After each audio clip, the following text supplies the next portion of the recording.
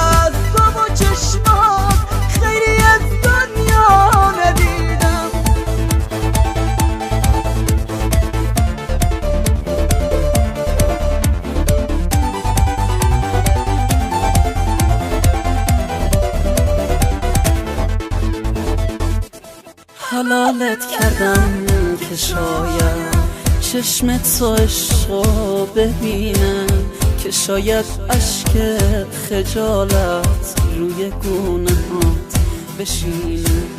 تو همون بغض گلویی که گرفت و با نمیشه.